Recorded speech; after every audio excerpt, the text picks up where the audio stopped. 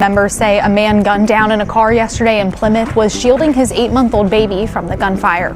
36-year-old Devonelle Brimage was found dead in the vehicle parked at his home on Lantham Avenue, while 38-year-old Avion Webb was discovered shot in the rear seat. The GoFundMe page says Brimage was the father of 11 children and is survived by 11 siblings. The fundraiser says, quote, "In his final moments, he showed incredible courage and love, using his own body to shield and protect his 8-month-old baby. That act alone speaks volumes about the kind of man he was, selfless, protective, and full of love for his family," end quote. So far, no information has been released about a suspect or a possible motive in the deadly shooting. Plymouth police say they're being assisted by the SBI and the Washington County Sheriff's Office. Anyone with information on the shooting is urged to contact police. That number can be found on our website, WITN.com. It's 1:30 in the morning. A quiet street in Plymouth, North Carolina. A man is sitting in a parked car outside his own home. He's holding his baby, his 8-month-old son, right there in his arms. And then gunshots. Multiple shots erupting through the darkness, tearing through that car. When police arrived, they found him in the front seat. He was gone. But here's what stopped everyone in their tracks. The baby was still alive. And investigators believe they know why. Because in his final seconds, as bullets ripped through that vehicle, Devonelle Brimage used his own body as a shield. He wrapped himself around that child. He took the shots so his son wouldn't have to. His name was Devonelle Leon Brimage. He was 36 years old. He was a father of 11. And the night he was taken from this world, he made a split-second decision that defined exactly who he was. Today, we're going to tell his story. We're going to walk through everything that happened on Lantham Avenue that night. We're going to look at what investigators know, what they don't, and why, weeks later, no one has been arrested. Because Devonelle Brimage deserves more than a headline. He deserves answers. Before we get into what happened that night, you need to understand who this man was. Because Devonelle Brimage was not just a name in a police report. He was the kind of person people talk about for years after they're gone. The kind of man whose absence leaves a hole in a community that can't be patched over. Born and raised in the Plymouth area, Devonelle was 36 years old at the time of his death. He was a father 11 times over, 11 children who called him dad, 11 kids who will grow up knowing what he did for one of their brothers. His family described him simply, selfless, protective, always there. His sister, speaking to local reporters in the days after his death, put it plainly, "He loved everyone who would want to hurt my brother." His fiancée, Michelle Jackson, described a man who was devoted, not just to her, but to every single one of his children. She told reporters it was never a day that went by that he didn't see his baby. He took him places, did the things a father does.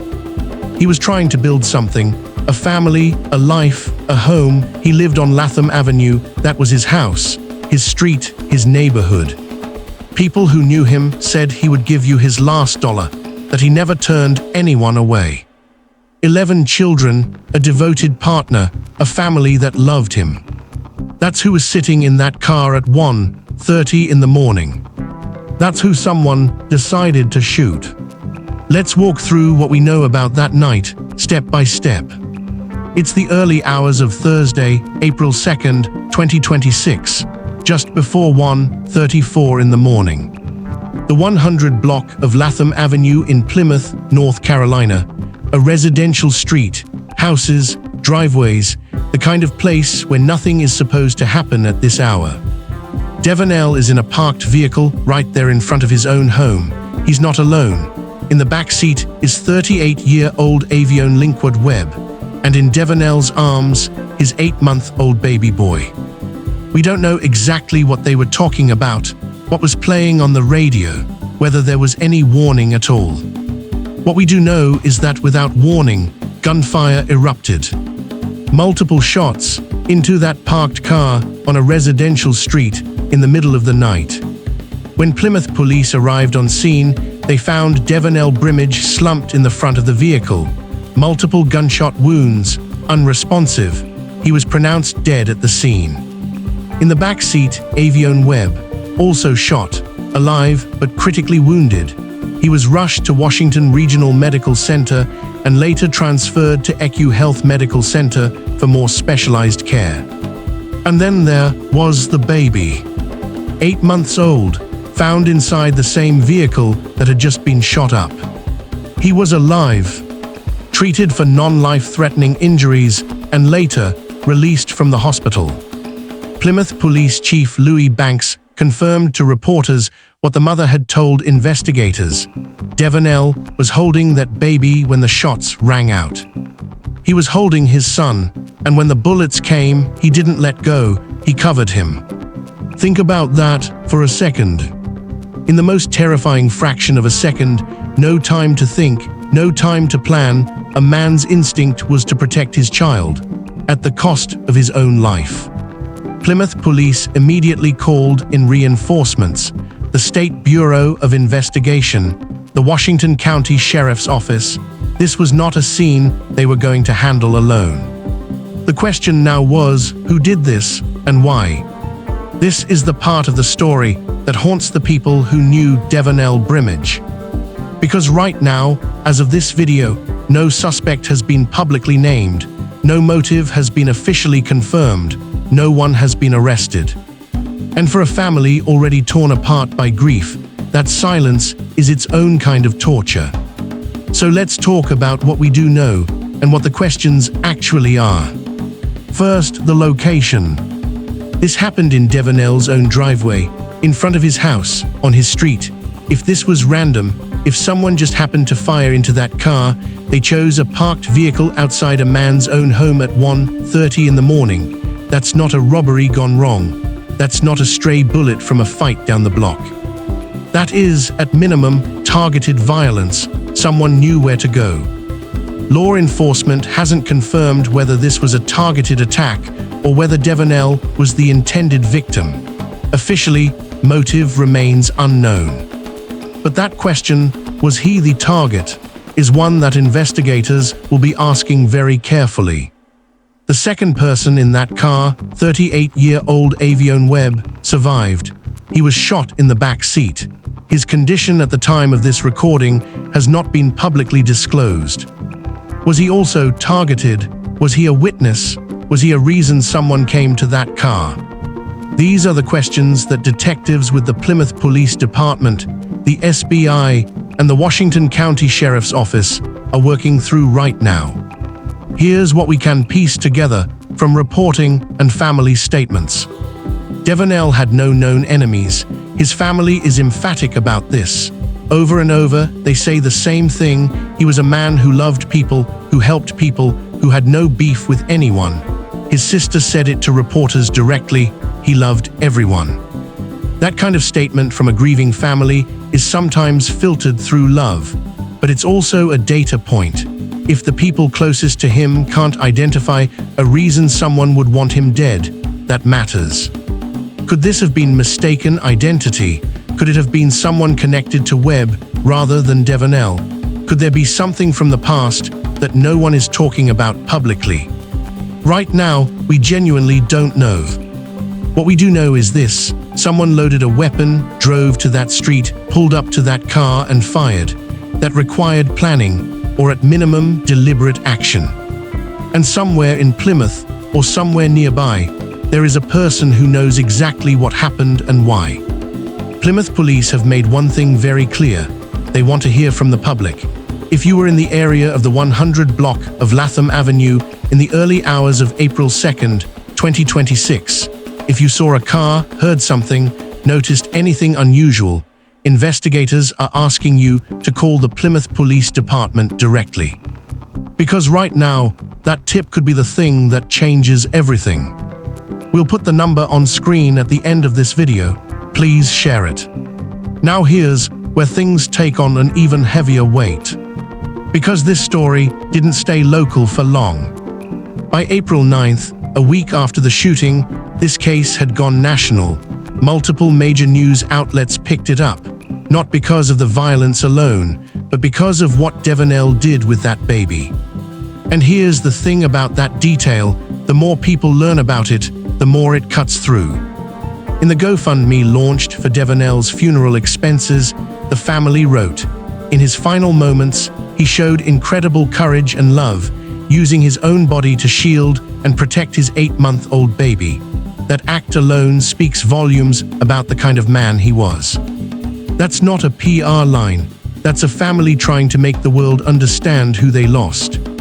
But here's the twist that investigators haven't resolved, and that the public needs to sit with. A man was murdered in his own driveway, with his infant son in his arms, in a quiet residential neighborhood.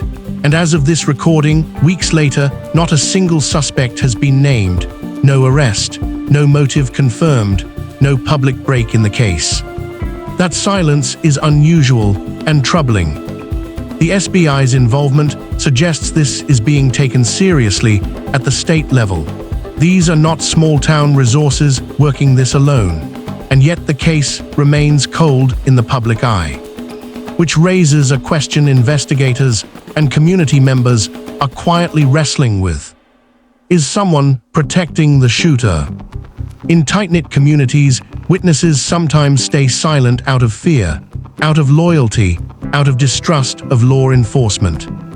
If that's what's happening here, if someone out there knows and is staying quiet, then the justice this family needs is being held hostage by that silence.